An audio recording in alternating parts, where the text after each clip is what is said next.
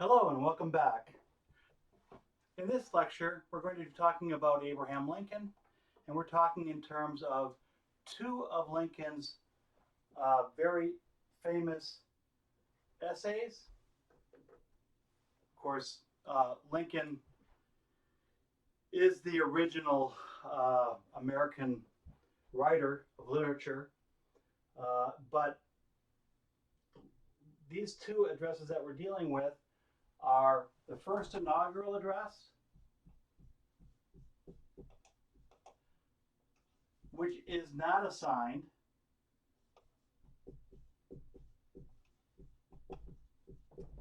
and then what the authors of our textbook called the prerogative theory of the presidency, essay number 56 on page 312. But I want to show you and read to you the inaugural address, the first inaugural address, because first of all, it is a piece of American literature. But secondly, I want to do this because it shows you what a great strategist Lincoln was, because he puts the argument, he puts the choice between union and slavery in the hands of the Confederacy. Why I think this is important is because I think there is a lack of understanding of the true difference between people like Robert E. Lee and U.S. Grant. They're not the same, and they are not, and by far they do not believe in the same ideals. Many people, especially in the last 150 years since the Civil War, many people have sort of downplayed Lee's allegiance to this idea of slavery. And if you read J.F. Fuller's book comparing the two generals, Lee and Grant, or if you read any of the modern biographies of Grant that have come out, um, uh, one understands that Grant was one of the most progressive presidents we ever had when it comes to race relations. The reason why, who knows, why people don't admire him for this. But he was the one who broke, as I've mentioned before, broke the back of white supremacy in the South until, of course, the Supreme Court let it back in. He was the one that sent the federal troops to protect the freemen to vote. So Grant is not given much credit. The Grant family had to sue New York City for not maintaining Grant's tomb, and you see people pulling down statues of Grant and trying to pull down statues of Lincoln. I think that's very, very an articulation or a personification of an ignorance of history that is just unbelievable. But that's just an editorial comment. So today, I will start with the first inaugural address. This comes from a little booklet I have, um, basically entitled Abraham Lincoln, the Gettysburg Address and Other Writings. I think I bought it from Barnes and Noble for $5. Okay. Now again, you have a man before he was assassinated, of course, but before he was made into marble, before he was the statue that we see in the Lincoln Memorial. We have a person who was just elected president, who had failed to win a U.S. Senate seat in Illinois and had failed in many, many things in his life, who just got elected. And in his election, again, from that time, from November to March, South Carolina and a whole slew of southern states voted to leave the Union. And this is basically what his speech is about. Fellow citizens of the United States, in compliance with a custom as old as the government itself, I appear before you to address you briefly and to take in your presence the oath prescribed by the Constitution of the United States to be taken by the President before he enters on the execution of his office. I do not consider it necessary at present for me to discuss those matters of administration about which there is no special anxiety or excitement. Apprehension seems to exist among the people of the southern states, that by the accession of a Republican administration, their property and their peace and personal security are to be endangered. There has never been any reasonable cause for such an apprehension. Indeed, the most ample evidence of the contrary has all while existed and been open to their inspection. It is found in nearly all of the published speeches of him who now addresses you. I do not quote from one of those speeches when I declare that I have no purpose, directly or indirectly, to interfere with the institution of slavery where it exists. I believe I have no lawful right to do so, and I have no inclination to do so. Those who nominated and elected me did so with full knowledge that I made this and many similar declarations and had never recanted them. And more than this, they placed in the platform for my acceptance and as law to themselves and to me the clear and emphatic resolution which I now read. Resolved, that the maintenance inviolate of the rights of the states, and especially the right of each state to order and control its own domestic institutions according to its own judgment exclusively, is essential to that balance of power on which the perfection and endurance of our political fabric depend, and we denounce the lawless invasion by armed force of the soil of any state or territory, no matter under what pretext, as among the gravest of crimes.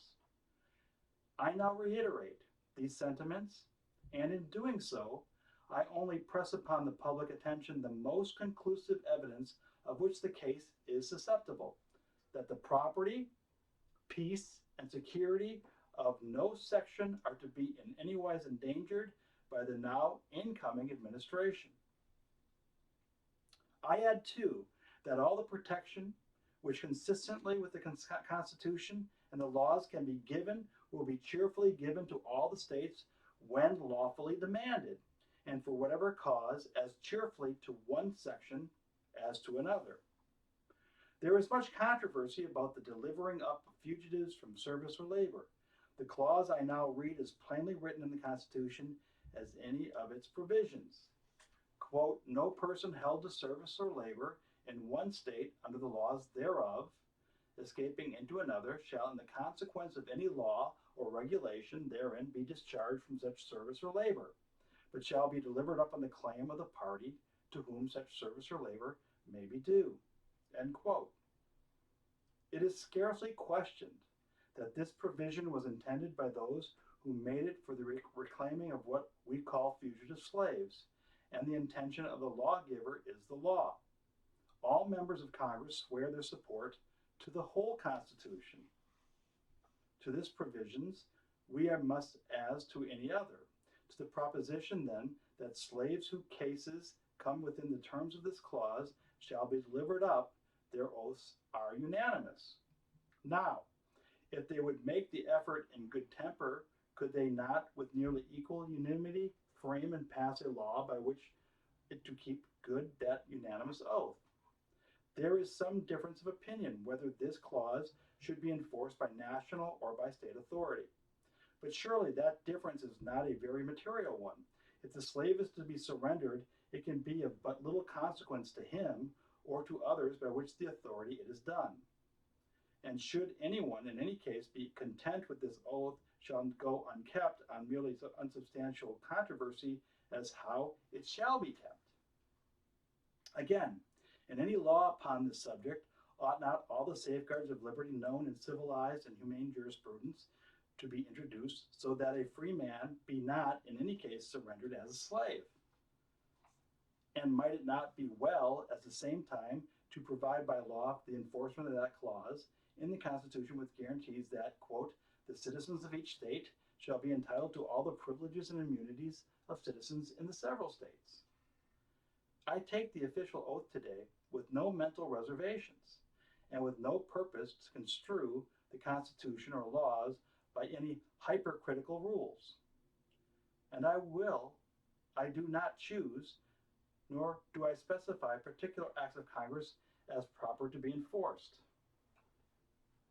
I do suggest that it will be much safer for all, both in official and private stations, to conform to and abide by all those acts which stand unrepealed, than to violate any of them, trusting to find impunity, having them held to be unconstitutional. It is 72 years since the first inauguration of a president under our national Constitution. During that period, 15 different and greatly distinguished citizens have, in succession, administered the executive branch of the government. They have conducted it through many perils and generally with great success. Yet, with all this scope for precedent, I now enter upon the same task for the brief constitutional term of 4 years under great and peculiar difficulty. A disruption of the federal union heretofore only menaced is now formidable attempted. I hold that in contemplation of universal law and the Constitution of the Union of these states is perpetual. Perpetuity is implied if not expressed. In the fundamental law of all national governments, it is safe to assert that no government proper even had a provision in its organic law for its own termination. Continue to execute all the express provisions of our national Constitution, and the Union will endure forever, it being impossible to destroy it except by some action not provided for in the instrument itself. Again, if the United States be not a government proper, but an association of states in the nature of contract merely, can it as a contract be peaceably unmade by less than all the parties who made it? One party to a contract may violate it, break it, so to speak, but does it not require all to lawfully rescind it? Descending upon these general principles, we find the proposition that in legal contemplation, the Union is perpetual, confirmed by the history of the Union itself. The Union is much older than the Constitution. It was formed, in fact, by the Articles of Association in 1774. It was matured and continued by the Declaration of Independence in 1776. It was further matured in the faith of all the then 13 states expressly plighted and engaged that it should be perpetual by the Articles of Confederation in 1778. And finally, in 1787, one of the declared objects for ordaining and establishing the Constitution was, quote, to form a more perfect union, end quote. But if the destruction of the Union by one or by part only of the states be lawfully possible, the Union is less perfect than before the Constitution, having lost the vital element of perpetuity. It follows from these views that no state, upon its own mere notion, can lawfully get out of the Union. That resolves and ordains that the effect are legally void and that the acts of violence within any state or states against the authority of the United States are insurrectionary or revolutionary according to the circumstances. I therefore consider that, in the view of the Constitution and the laws, the Union is unbroken, and to the extent of my ability, I shall take care, as the Constitution itself expressly enjoins upon me, that the laws of the Union be faithfully executed in all of the states.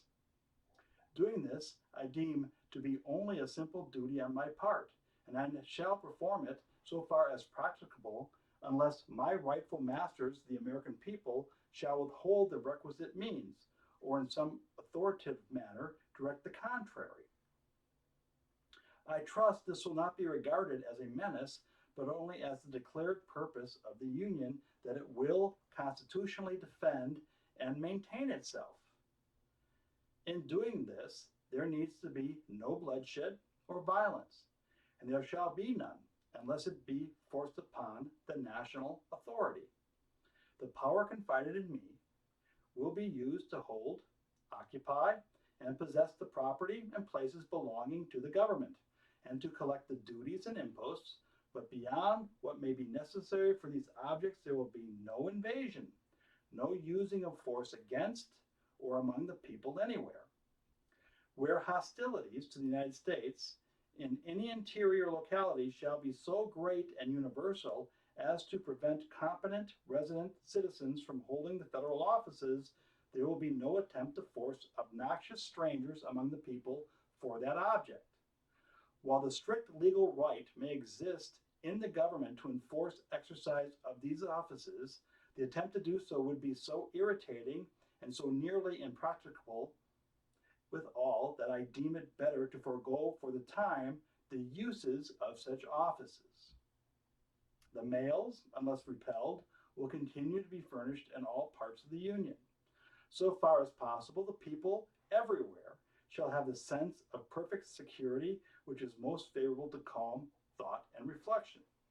The course here indicated will be followed, unless current events and experience shall show a modification or change to be proper, and in every case and agency, my best discretion will be exercised according to circumstances actually existing, and with a view and a hope of a peaceful solution of the national troubles and the restoration of fraternal sympathies and affections.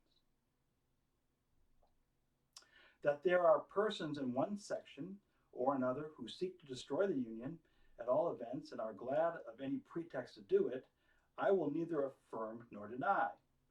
But if they be such, I need to address no word to them. To those, however, who really love the Union, may I not speak? Before entering upon so grave a matter as the destruction of our national fabric, with all its benefits, its memories, its hopes, would it not be wise to ascertain precisely why we do it? Will you hazard so desperate a step while there is any possibility that any portion of the ills you fly from have no real existence? Will you, while the certain ills you fly to are greater than all the real ones you fly from, will you risk the commission of so fearful a mistake? All profess to be content in the Union if all constitutional rights can be maintained. It is true, then, that any right plainly written in the Constitution has not been denied. I think not.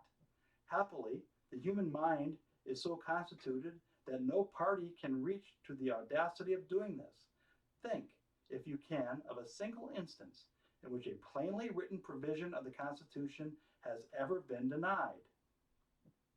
If, by the mere force of numbers, a majority should deprive a minority of any clearly written constitutional right, it might, in a moral point of view, justify revolution.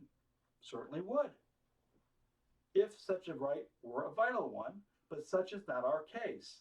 All the vital rights of minorities and of individuals are so plainly assured to them by affirmations and negations, guarantees and prohibitions in the Constitution that the controversies never arise concerning them.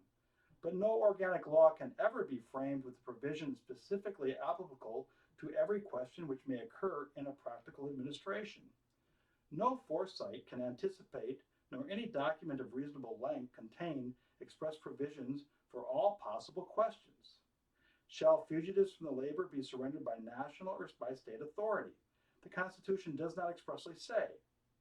May Congress prohibit slavery in the territories? The Constitution does not expressly say. Must Congress protect slavery in the territories? The Constitution does not expressly say. From the questions of this class spring all of our constitutional controversies, and we divide upon them into majorities and minorities. If the minority will not acquiesce, the majority must, or the government must cease. There is no other alternative. For continuing the government is acquiescence on one side or the other.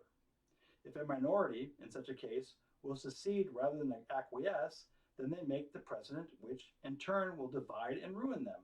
For a minority of their own will secede from them, whenever a majority refuses to be controlled by such minority.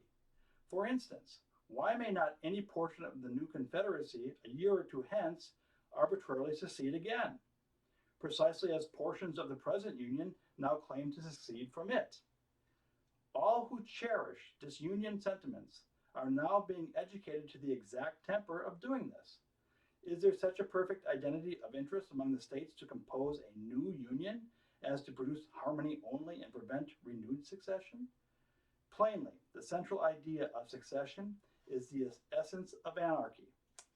A majority, held in restraint by constitutional checks and limitations, and always changing easily with deliberate changes of popular opinions and sentiments, is the only true sovereign of a free people. Whoever rejects it does of necessity fly to anarchy or to despotism. Unanimity is impossible. The rule of a minority as a permanent arrangement is wholly inadmissible, so that rejecting the majority principle, anarchy or despotism is some form, is all that is left. I do not forget the position assumed by some. The constitutional questions are to be decided by the Supreme Court, nor do I deny that such a decision must be binding in any case upon the parties to a suit, as to the object of that suit, while they are also entitled to the very high respect and consideration in all parallel cases, by all other departments of the government, and while it is obviously possible that such a decision may be erroneous in any given case, still the evil effect of following it being limited to that particular case, when the chance that it may be overruled and never become a precedent for other cases can be better be borne than could the evils of a different practice. At the same time, the candid citizen must confess that if the policy of the government upon vital questions affecting whole people is to be irrevocably fixed by the decisions of the Supreme Court, the instant they are made in ordinary litigation between parties in personal actions, the people will have ceased to be their own rulers, having to the extent practically resigned their government into the hands of the eminent tribunal. Nor is there, in this view, any assault upon the court or the judges. It is a duty from which they may not shrink, to decide cases properly brought before them, and it is no fault of theirs if others seek to turn their decisions to political purposes. One section of our country believes slavery is right and ought to be extended, while the other believes it is wrong and ought to be extended and ought not to be extended. This is the only substantial dispute. The Fugitive Slave Clause of the Constitution and the law for the suppression of the foreign slave trade are each as well enforced, perhaps as any law can ever be in a community where the moral sense of the people imperfectly supports the law itself. The great body of the people abide by the dry legal obligation in both cases, and a few break over in each. This, I think, cannot be perfectly cured, and it would be worse in both cases after the separation of the sections than before. The foreign slave trade, now imperfectly suppressed, would be ultimately revived without restriction in one section, while the fugitive slaves, not only partially surrendered, would not be surrendered at all by the other. Physically speaking, we cannot separate. We cannot remove our respective sections from each other, nor build an impassable wall between them. A husband and a wife may be divorced and go out of presence and beyond the reach of each other, but the different parts of our country cannot do this. They cannot but remain face to face. Intercourse, either amicable or hostile, must continue between them. Is it possible then to make the intercourse more advantageous or more satisfactory after separation than before? Can aliens make treaties easier than friends can make treaties? Can treaties be more faithfully enforced between aliens than laws among friends? Suppose you go to war, and you cannot fight always, and when, after much loss on both sides and no gain on either, you cease fighting, the identical old questions as to the terms of intercourse are again upon you. This country, with its institutions, belongs to the people who inhabit it.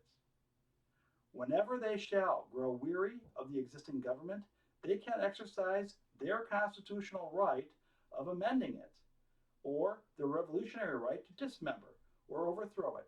I cannot be ignorant of the fact that many worthy and patriotic citizens are desirous of having the national constitution amended. While I make no recommendation of amendments, I fully recognize the rightful authority of the people over the whole subject to be exercised in either of the modes prescribed in the instrument itself. And I should, under existing circumstances, favor rather than oppose a fair opportunity being afforded the people to act upon it. I will venture to add that, to me, the convention mode seems preferable, in that it allows amendments to originate with the people themselves instead of only permitting them to take or reject propositions originated by others not especially chosen for the purpose and which might not be precisely such as they would wish to accept either or refuse. I understand a proposed amendment to the Constitution, which amendment, however, I have not seen, has passed Congress to the effect that the federal government shall never interfere with the domestic institutions of the states, including that of persons held to service. To avoid misconstruction of what I have said, I depart from my purpose not to speak of particular amendments so far as to say that holding such a provision to now be implied constitutional law, I have no objection to it being made express and irrevocable. The chief magistrate derives all his authority from the people, and they have conferred none upon him to fix terms for the separation of the states. The people themselves can do this also if they choose, but the executive as such has nothing to do with it. His duty is to administer the present government as it came into his hands, and to transmit it unimpaired by him to his successor. Why should there not be a patient confidence in the ultimate justice of the people? Is there any better or equal hope in the world? In our present differences, it is either party without faith of being in the right. If the almighty ruler of nations, with his eternal truth and justice, be on your side of the north, or on your side of the south, that truth and that justice will surely prevail. But the judgment of this great tribunal, the American people. But the frame of the government under which we live, the same people have wisely given their public servants but little power for mischief, and have, with equal wisdom, provided for the return of their little to their own hands at very short intervals. While the people retain their virtue and the vigilance, no administration, by any extreme of wickedness or folly, can very seriously injure the government in the short space of 4 years. My countrymen, one and all, think calmly and well upon this whole subject. Nothing valuable can be lost by taking time. If there to be an object to hurry any of you in the hot haste to step which you would never take deliberately, that object will be frustrated by taking further time. But no good object can be frustrated by it. Such of you as now dissatisfied still have the old Constitution unimpaired, and on the sensitive point, the laws of your own framing under it, while the new administration will have no immediate power, if it would, to change either. If it were admitted that you were dissatisfied, hold the right side in the dispute. There still is no single good reason for perpetuating action. Intelligence, patriotism, Christianity, and a firm reliance on him who has never yet forsaken this favored land are still competent to adjust in the best way all of our present difficulty. In your hands, my dissatisfied fellow countrymen, and not in mine, is the momentous issue of civil war. The government will not assail you. You can have no conflict without being yourselves the aggressors. You have no oath registered in heaven to destroy the government, while I shall have the most solemn one to preserve, protect, and defend it. I am loath to close. We are not enemies, but friends. We must not be enemies. Though passion may have strained it, it must not break our bonds of affection. The mystic cords of memory, stretching from every battlefield and patriot grave to every living heart and hearthstone, all over this broad land, will yet swell the chorus of the Union, when again touched, as surely they will be, by the better angels of our nature. Abraham Lincoln, March 4th, 1861. So what's Lincoln talking about? Many of these themes are very, very familiar, aren't they? Hamilton was bringing some of these themes up. And Lincoln was basically saying, again, the importance of the rule of law.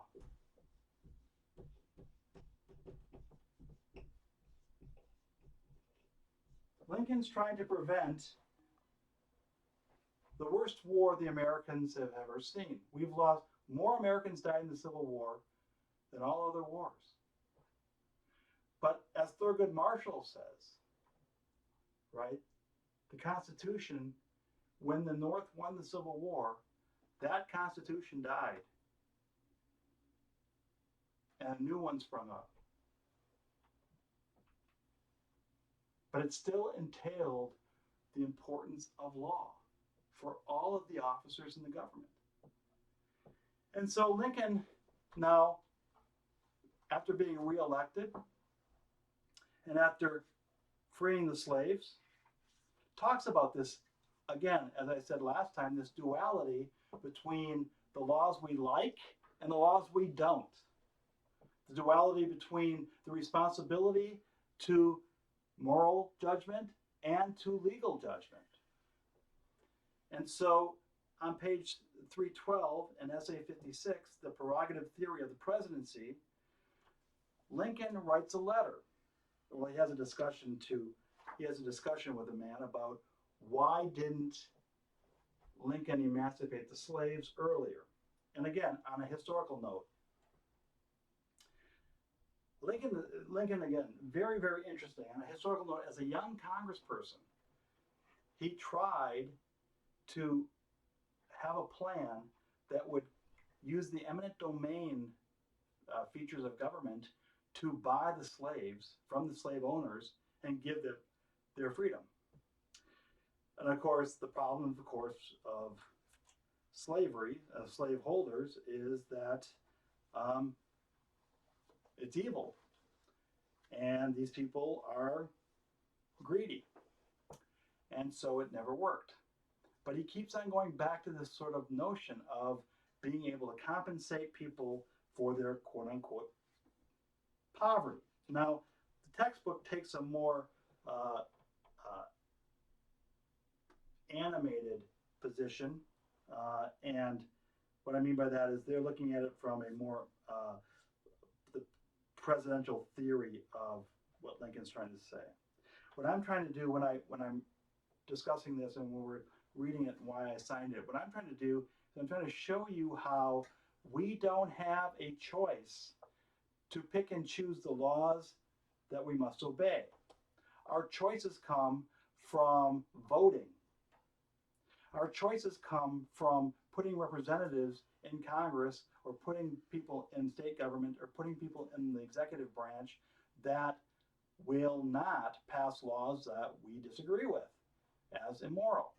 And again, in our society, we see people who pick and choose things that they like about the Constitution and ignore things they don't like about the Constitution. Again, on all sides of the political spectrum.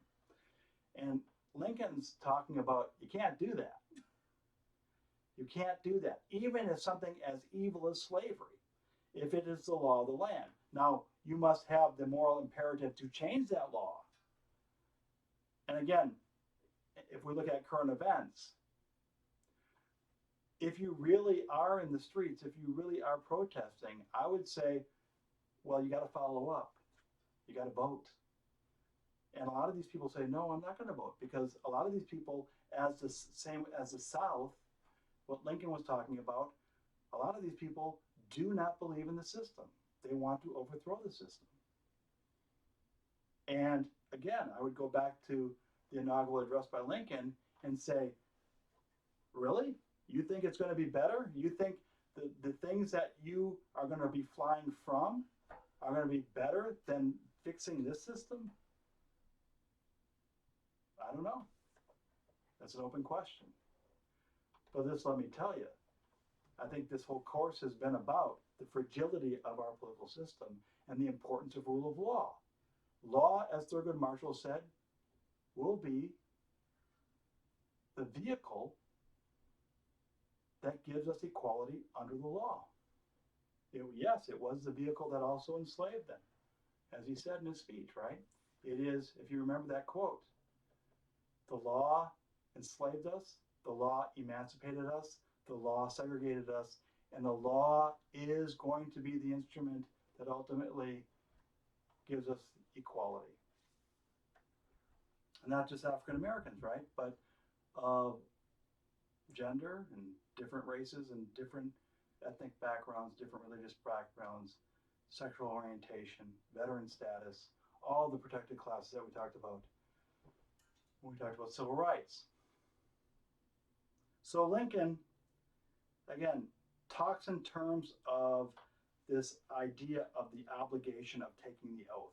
And what is really interesting about this is that when you read the biographies of presidents, and when you read and go through their papers, many of them have this epiphany when they take that oath of office. Not when they win the election, but on inaugural day, when they take that oath of office and they know that actually they are promising and they're pledging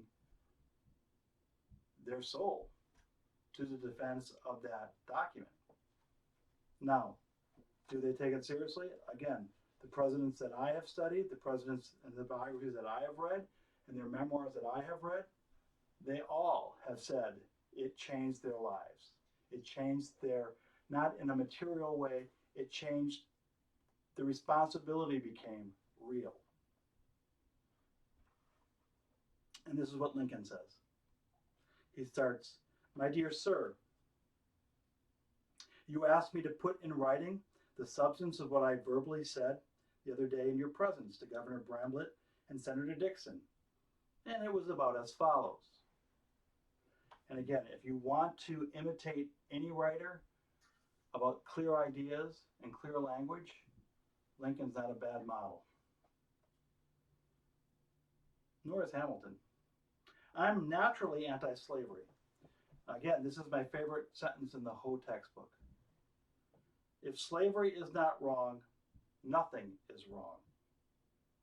I cannot remember when I did not think and feel, and yet I never understood that the presidency conferred upon me an unrestricted right to act officially upon this judgment and feeling. It was in the oath I took that I would, to the best of my ability, preserve, protect, and defend the Constitution of the United States. I could not take the office without taking the oath, nor was it my view that I might take an oath to get power and break the oath in using the power. I understood, too, that in ordinary civil administration, this oath even forbade me to practically indulge my primary abstract judgment on the moral question of slavery. I had publicly declared that this many times and in many ways, and I aver to say to this day, I have done no official act in mere deference to my abstract judgment and feeling on slavery. I did understand, however, that my oath to preserve the Constitution to the best of my ability imposed upon me the duty to preserving by every indispensable means that government, that nation of which that Constitution was the organic law. Was it not possible to lose the nation and yet preserve the Constitution? By general law, life and limb must be protected. Yet often, a limb must be amputated to save a life, but a life is never wisely given to save a limb. I felt that measures otherwise unconstitutional might become lawful by becoming indispensable to the preservation of the Constitution through the preservation of the nation. Right or wrong, I assume this ground and now avow it. I could not feel that, to the best of my ability, I had ever tried to preserve the Constitution. If to save slavery or any minor matter, I would permit the wreck of the government, country, and Constitution altogether. When early in the war, General Fremont attempted military emancipation, I forbade it because I did not think it an indispensable necessity. When a little later, General Cameron, then Secretary of War, suggested the arming of blacks, I objected because I did not yet think it an indispensable necessity. When, still later, General Hunter attempted military emancipation, I again forbade it because I did not yet think the indispensable necessity had come. When in March and May and July 1862, I made earnest and successive appeals to the border states to favor compensated emancipation, I believed the indispensable necessity for military emancipation and arming the blacks would come unless averted by that measure. They declined the proposition, and I was, in my best judgment, driven to the alternative of either surrendering the Union, and with it the Constitution, or of laying strong hand upon the colored element. I chose the latter. In choosing it, I hoped for greater gain than loss, but of this I was not entirely confident. More than a year of trial now shows no loss by it of our foreign relations, none in our home popular sentiment, none in our white military force, no loss by it anyhow, anywhere.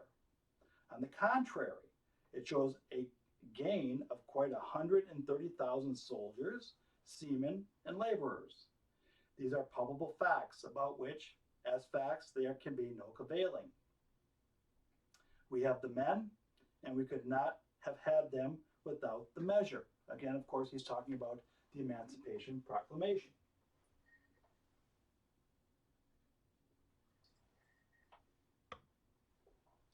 So again, what is Lincoln talking about?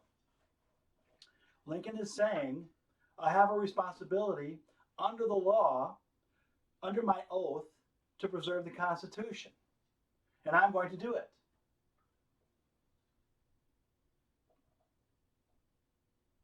And again, as the summer of 1862, the historians may know that it looked like the Confederate Army was going to go to Washington and put conditions of surrender on Lincoln's desk. And he goes on, and now let any Union man who complains of the measure test himself by writing down in one line that he is for subduing the rebellion by force of arms, and in the next that he is for taking these 130,000 men from the Union side and placing them where they would be but for the measure he condemns. If he cannot face his case so stated, it is only because he cannot face the truth. Sounds like Frederick Douglass, doesn't it? When Frederick Douglass says, right, if you can't see the logic of this, you either are a slaveholder or you're so prejudiced that it's interfering in your reasoning. And again, Lincoln understands this. And Grant understood this more because Grant was in the field. But what they're trying to say is that in order to save the country, I offered to buy your quote unquote property, and you said no. So Lincoln's legal argument is the states never left the Union. Only the people did.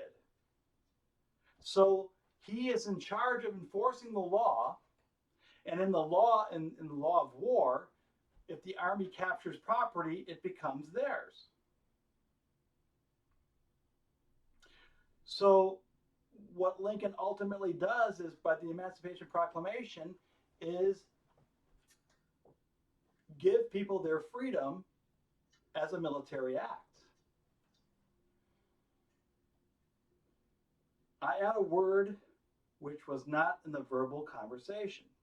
In telling this tale, I attempt no compliment to my own sagacity. I claim not to have controlled events, but confess plainly that the events have controlled me. Now, at the end of 3 years of struggle, the nation's condition is not what either party or any man devised or expected. God alone can claim it.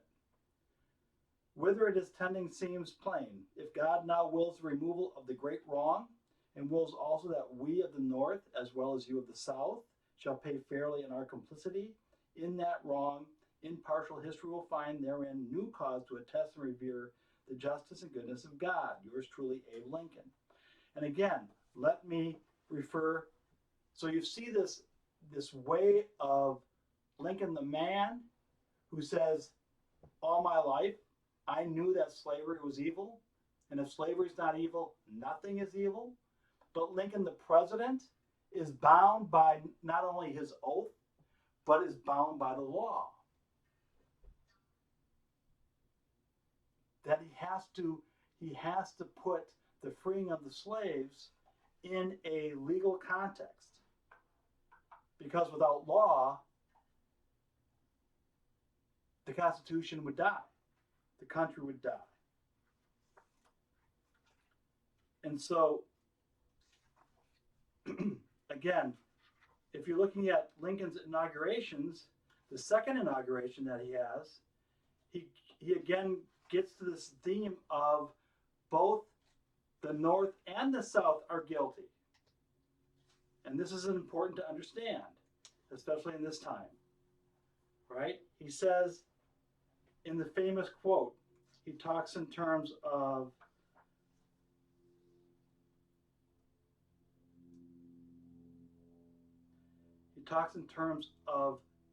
making a balance, right? Making a balance.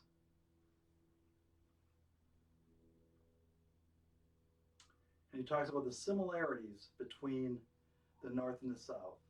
Both read the same Bible and pray to the same God, and each invokes his aid against the other. It may seem strange that any men should dare to ask the just God's assistance in wringing their bread from the sweat of other men's faces. But let us judge not that we not be judged. The prayers of both could not be answered, that neither has been answered fully. The Almighty has his own purposes. Woe unto the world because of the offenses, for it must needs to be the offenses come. But woe to that man by whom the offenses cometh. If we shall suppose that American slavery is one of those offenses which, in the providence of God, must needs come, but which, having continued through his appointed time, he now wills to remove, and that he gives both the North and the South this terrible war, as the woe due to those of whom the offense came. Shall we discern therein any departure from those divine attributes which the believers in a living God always ascribe to him? Fondly do we hope, fervently do we pray, that this mighty scourge of war may speedily pass away. Yet, if God wills that it continue until all the wealth piled by the bondsman's 250 years of unrequited toil shall be sunk, and every drop of blood drawn by the lash shall be paid by another drawn with the sword, as was said 3,000 years ago, so still it must be said. The judgments of the Lord are true and righteous altogether. Lincoln is saying that American slavery is a national guilt. Doesn't matter if you're in the North or the South. And again, so what happened after the war?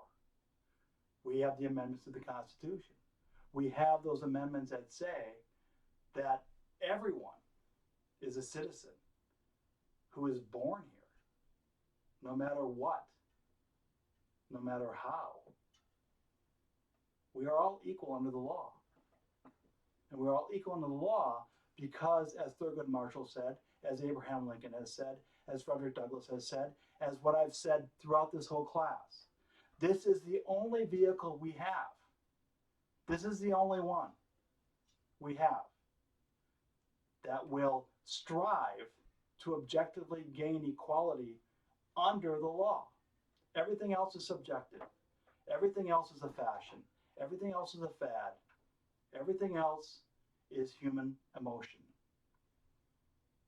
And we know, because we've read Madison, about the tyranny of the majority or the tyranny of the minority. And it is the Constitution. It is the presidency, the Congress, the Supreme Court, all of these things that we've talked about through this class. All of these things is very, very fragile. It doesn't export at all very well. but it also is that best hope. It's not perfect. And we see this in our time. We see this when we read our history. It is not perfect. But there are avenues for reform. There are avenues that protect the individual from the state, which no other country has. Not Great Britain, not Western Europe, not in Asia, not in the Southern Hemisphere. No other country has the Bill of Rights. No other country has the individual a pathway in which they can fight tyranny. And again, much like they were in 1864 and 1860, we come to a point where can we use law? Can we be and use these procedures to change the way the government is? I would hope we could. And I'm sure that you hope we could too. Because again, remember what Lincoln said in his first inaugural. What are we flying from and what are we flying to? As I said, I am a huge fan of President Lincoln because I do believe that we all have this duality, that if we feel a law is wrong, we have the political responsibility to change it. But until we change it, we cannot ignore it. And in today's popular culture, it is always about ignoring the law. That's our discussion of Abraham Lincoln and what he proposed and what he faced as the president. There are other essays that we're going to discuss, how Theodore Roosevelt saw his presidency, and again, what is the political scientist point of view that was written in the last part of the later last century. Until then, be safe.